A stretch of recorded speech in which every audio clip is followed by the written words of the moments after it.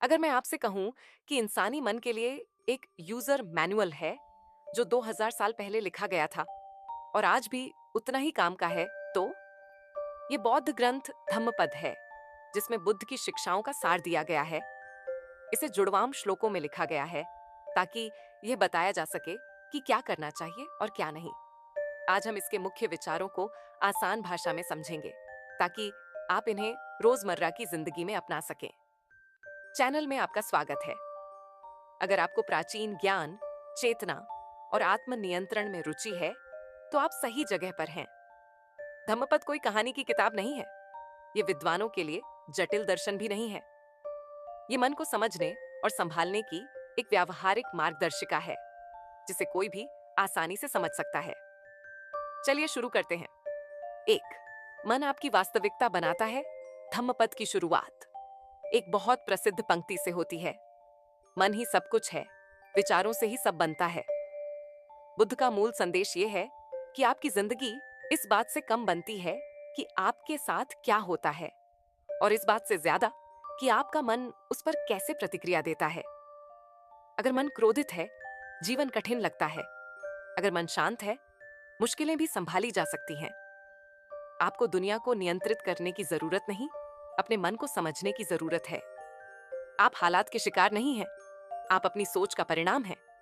जीवन बदलना है तो पहले अपने भीतर की बातचीत बदलिए। 2, इच्छा ही दुख की जड़ है।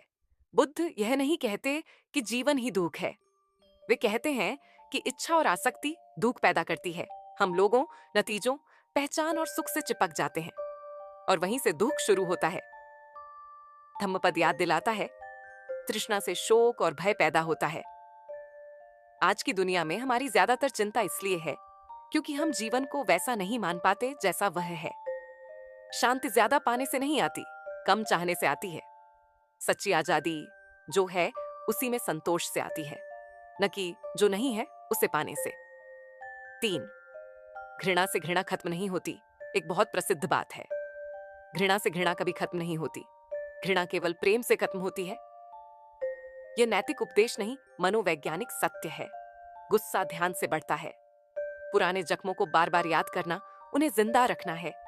छोड़ देना कमजोरी नहीं, समझदारी है। आप माफ दूसरों के लिए नहीं, अपने मन की शांति के लिए करते हैं। 4, अनुशासन ही आजादी का रास्ता है। धम्मपद आत्म अनुशासन की बहुत प्रशंसा करता है, लेकिन सज्जा की तरह नहीं, आत्मसम्मान की तरह। मनुष्य स्वयं से शुद्ध होता है, स्वयं से अशुद्ध। कोई आपके लिए ध्यान नहीं कर सकता, कोई आपके लिए जागरूक जीवन नहीं जी सकता। आध्यात्मिक विकास अंदर का काम है और नियमित अभ्यास सबसे ज्यादा असर करता है। 5, अनित्यता। सब कुछ बदलता है, बुद्ध बार बार याद दिलाते हैं। जो भी आता है वह चला जाता है। दर्द भी जाता है, सुख भी जाता है, सफलता भी जाती है, पहचान भी बदलती है।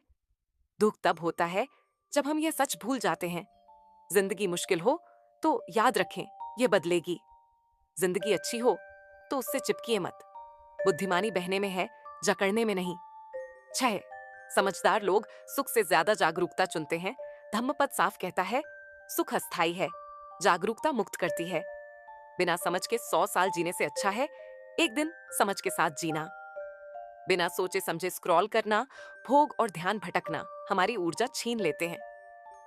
एक सजग पल बेहोशी में बीते कई सालों से ज्यादा मूल्यवान है। 7, मुक्ति यहीं और अभी संभव है। बुद्ध आपसे किसी विश्वास की मांग नहीं करते। वे कहते हैं, खुद देखो, मुक्ति स्वर्ग में नहीं, मृत्यु के बाद नहीं, वह है मन को देखना, आसक्ति छोड़ना, सही आचरण करना और जागरूक रहना। ज्ञान जीवन से भागना नहीं है, जागरूक होकर जीना है। 8, प्रतिक्रिया न करने की कला। धम्मपद सजगता पर बहुत जोर देता है। आज की दुनिया में जहां हर पल आपका ध्यान खींचा जाता है, आपका ध्यान ही आपकी सबसे बड़ी पूंजी है। अप्रशिक्षित मन सूखी जमीन पर छटपटाती मछली जैसा होता है, बेचैन और तुरंत प्रतिक्रिया करने वाला। बुद्ध कहते हैं, समझदार व्यक्ति अपने भीतर ऐसा द्वीप बनाता है जिसे कोई बाढ़ नहीं डुबो सकती। हर बहस में शामिल होना जरूरी नहीं। निपुणता दुनिया को नियंत्रित करने में नहीं, अपनी प्रतिक्रिया को नियंत्रित करने में है। एक सुंदर पंक्ति है, खुद पर विजय दूसरों पर विजय से कहीं श्रेष्ठ है। 1000 लड़ाइयां जीत लो, लेकिन खुद को नहीं जीता तो कुछ भी नहीं जीता। धम्मपद केवल धार्मिक ग्रंथ नहीं है, ये मन को संभालने का औजार है।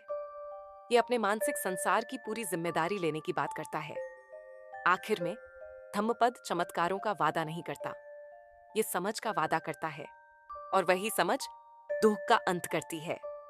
अगर एक बात याद रखनी हो तो यही, मन को प्रशिक्षित करो, बाकी सब अपने आप ठीक होने लगता है। अगर यह प्राचीन ज्ञान आपको छू गया हो तो वीडियो को लाइक करें, किसी जरूरतमंद के साथ शेयर करें, और ऐसे ही गहरे विषयों के लिए सब्सक्राइब करें। कमेंट में बताइए, धम्मपद की कौन सी शिक्षा आपको सबसे ज्यादा लगी। अगली बार तक जागरूक रहें, संतुलित रहें और मुक्त रहें।